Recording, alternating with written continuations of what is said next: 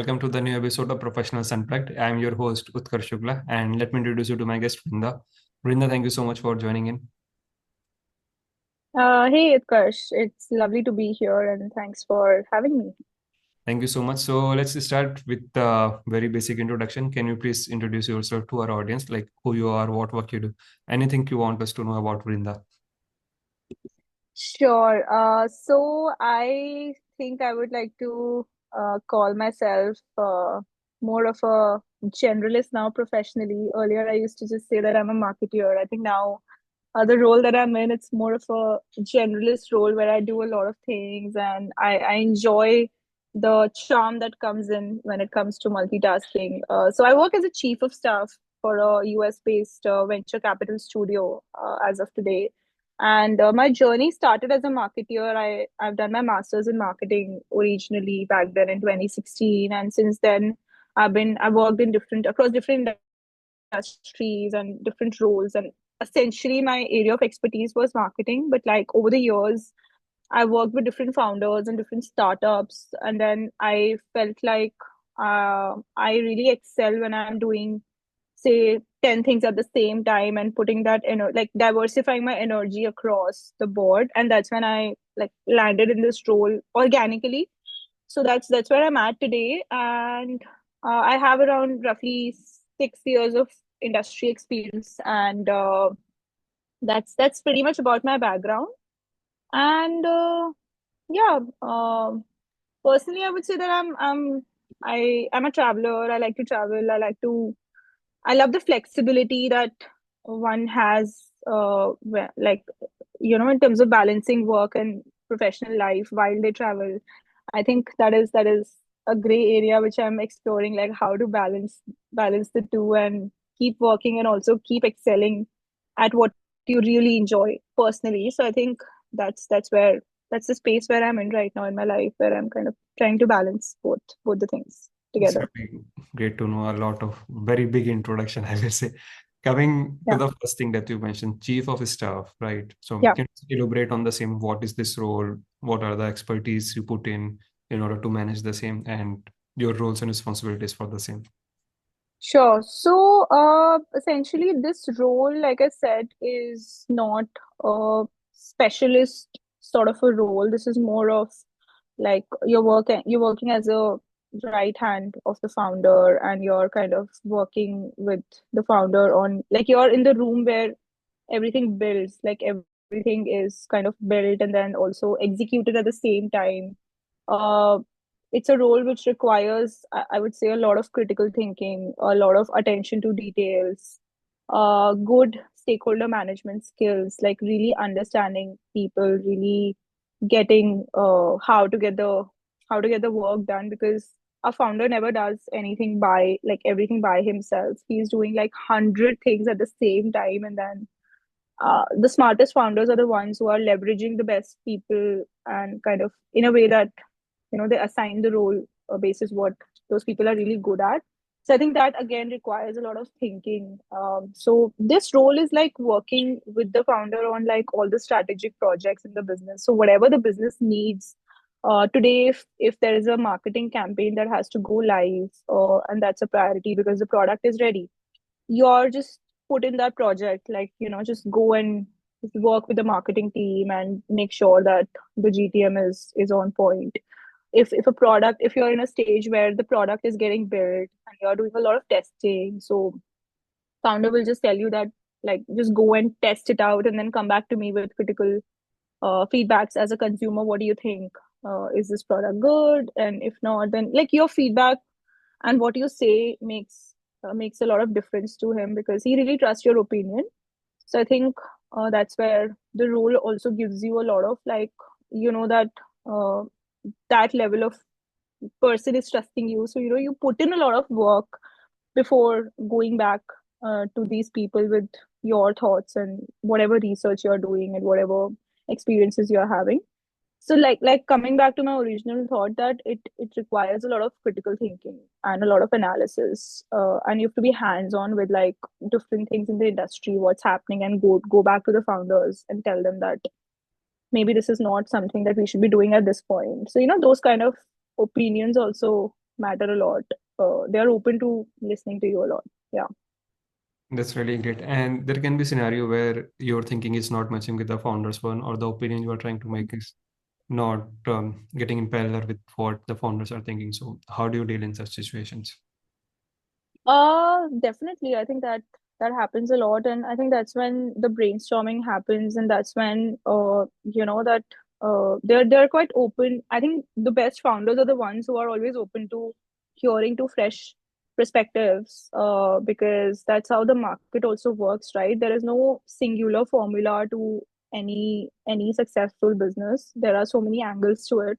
So those heated discussions in a room are really welcomed. You could be like, there's nothing right or wrong. It's all data backed, and ultimately it's all A/B testing. So what I've seen in the startup ecosystem is that one has to be really like open to A/B test, and the best founders, like even the ones that I'm working with today, are always like talking about let's A/B test a lot more.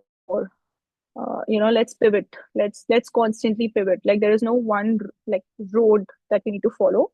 So I think they're quite open to these discussions, even though they could be somewhere, you could just get a pushback that, hey, this will not work, what you're saying, it will not work. But then I think you should always have data to back up your point, and it does gets considered, even if it's in the long run. Yeah. Can you just tell us about A/B testing as well, like someone who is new to this venture and want to know like how does A/B testing work and Hmm.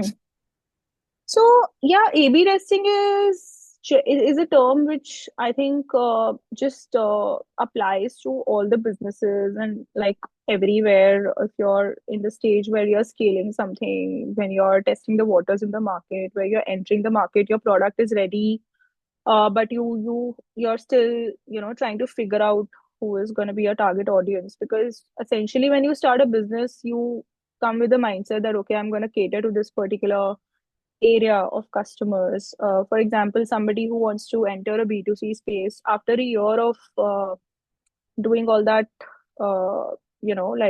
development of the product, and then testing, and then entering the market, might just realize that, no, I think this is not working. My product is more like savvy for B2B. So let's now explore that space as well, and let's kind of try to pitch into those consumers as well. So I think that's when A/B testing comes into picture, where you are kind of testing different sets of potential consumers that you might have for the product, and then you come up with a thesis every like 5 months or 6 months, where your product is really working organically, and people are actually kind of like, the market is really accepting it. So I think to figure out that acceptance in the market, because nowadays the competition is crazy, right? Like every day there is a new company which is opening up in the same space. So like if we talk about quick commerce, we can, like, nowadays you can just name, you can count on your fingers. There are so many, like Zepto, Swiggy, Insta. Everybody is doing the same thing, right? But uh, yet they all are excelling. So like they all are also A/B testing a lot faster. So like, if as a company, I think if you have a skill set of A/B testing a lot faster than your competitor, you'll always have an edge, because you are controlling the customers that you're catering to, in a way, because you are really studying them. You know what they want, and these are early stage adopters for you. So I think they give you the best judgment of your product than a mature customer or a final stage customer would. Does that make sense? yeah, definitely. That makes a lot of sense. Like the example that you went through of different companies following the same pattern but have their Yeah. own pros and cons, right? So all these things come Yeah. via A/B testing only. Great.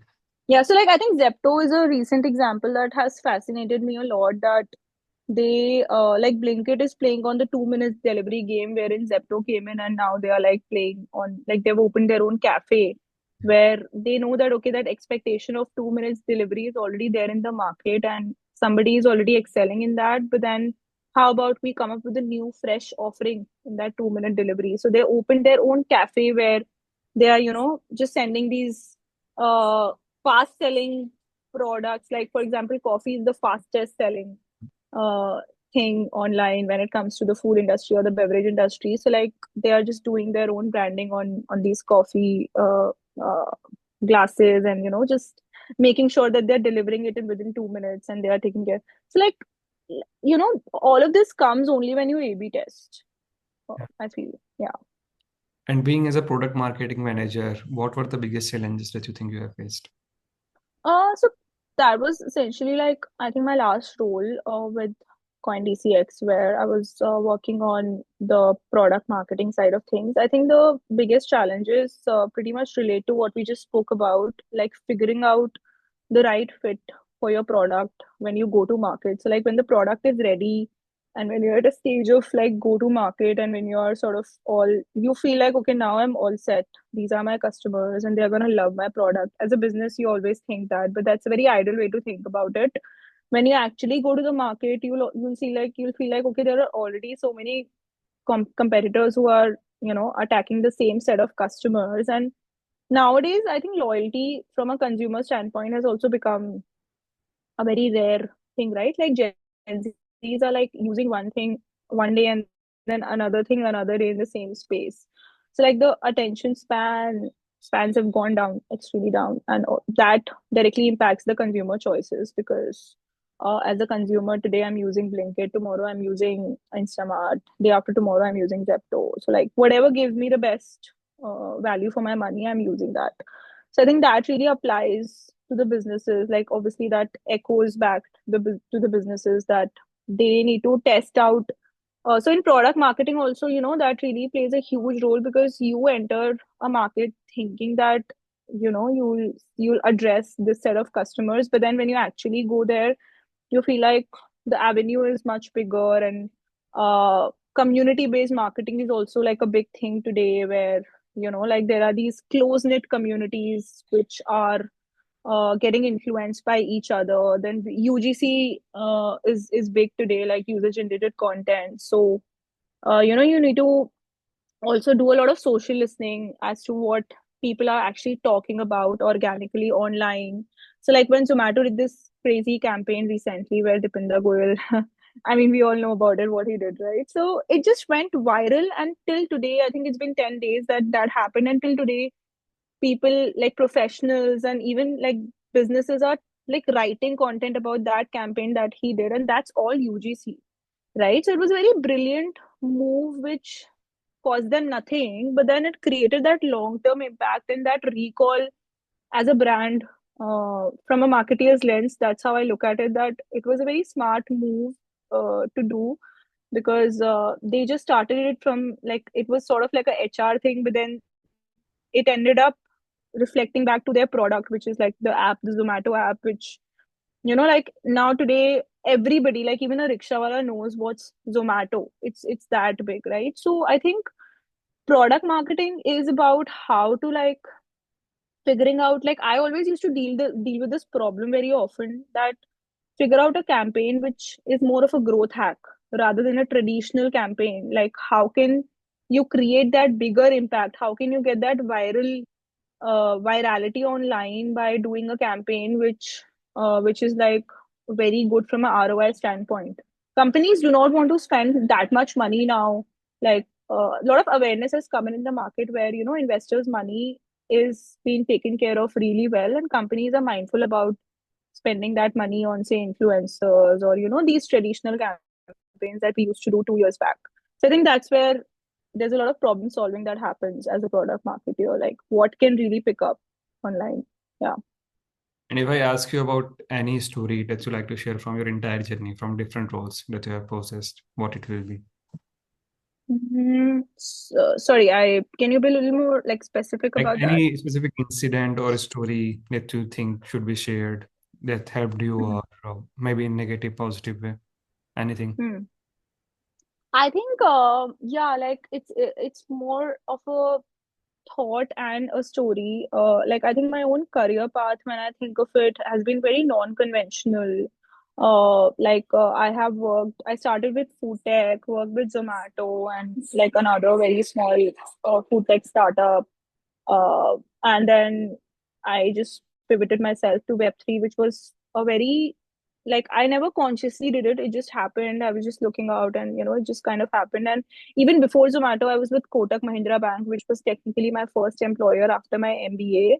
So I never thought that from banking to food tech to then fintech, which was like Web3, and then CoinDCX, which is one of the biggest names in the industry. And then today I'm working in venture capital studio, and the work I do is sort of very tightly, closely knit to AI tech data. So all the products are sort of, that's the heart of everything that we do. So I think from like the story that I'm trying to tell here is that there is no fixed career path that mostly like when we do our masters, we all think that okay, now let's just get into a consulting role and then just like spend the years there and become a partner, which is also great. Like that's a very aspirational thing to do, but I think we should never, like, I what helped me was never restricting myself that okay, I can just do this or I can just do that or I need to pick an industry.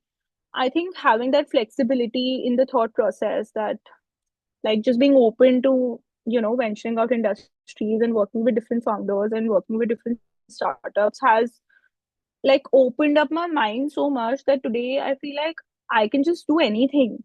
So, having that non conventional mindset has really changed a lot in my own career journey. And openness to kind of change and openness to also rejections. While, like I remember in between, I was applying for a lot of companies, and of course, like Google rejected me once, and I was like very down that, like, oh my, I wish this would have happened. It would have been such a big thing for my career, right? I still do. But then I think those rejections also like lead you to somewhere, and you should just keep moving. I think that's my biggest experience and a story that I can tell to everyone proudly today, that I just kept moving and I just kept going on, even though there were a lot of roadblocks in the, in between. So having that non-conventional mindset where, you're not restricting yourself to an industry or a role. Like today, like I said in the beginning of the interview also, I'm not a marketeer today. Like I'm a chief of staff, which is a much bigger role than what I started with. So like that's how you grow. So I think that's a very important learning for me overall. Yeah. It's great to know. And if I ask you what's next for you, like in terms of dream or goals, where do you see yourself? So, interesting question. I mean, I like as an individual, I think I'm that high energy person who wants to do a lot of things. And then at the same time, I also love to have that balance in my own life. So then I suddenly become, very mindful of what I'm doing at some point. So I think in the future, how I see myself, like the kind of life that I want is like, be very thoughtful about how much wealthy do you want to be, because for everybody the definition, like nowadays we are all talking about how to accumulate wealth, how to have that like secondary sources of income, and how to sort of have that additional income coming in and retire early, etc. So I feel like I give that um, a lot of conscious thought, because you have a limited life, and let's be honest about it. So I strongly feel like I want to end up in a place where I'm also doing something that I really like to do, maybe like a product or a service which I really enjoy on a day-to-day basis.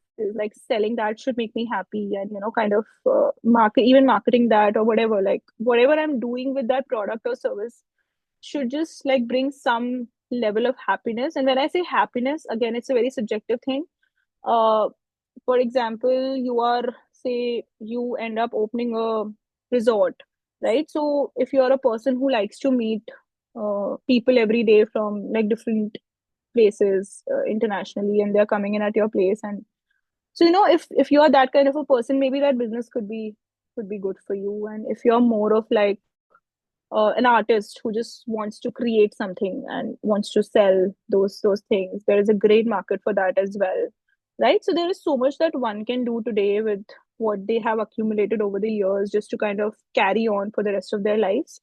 So I think I'm still figuring out that sweet spot, what's going to be for me after say 5 years or 10 years. So I obviously have that figure in my mind that I want to accumulate this corpus, and then I should have that running income like all of us millennials have. Like that's like one thing that we all think about very often, which even I do. I want to write a book for sure. And I'm still sort of figuring out the topic. Most likely it's going to be around like how to make mindful choices in life overall. So like I feel like that's a very important trait to have, and it's a very big area actually, like mindfulness and about decision making. So somewhere in my mind I want to also write a book and then like start my own brand. I'm still figuring out which space. I'm quite fascinated with how skincare is taking up the game, and how like organic skincare now versus the Korean skincare fight that's happening out there. So I'm still figuring out what can I do there, and if at all I want to get into that space, because again it's becoming too competitive. So that's where I'm at.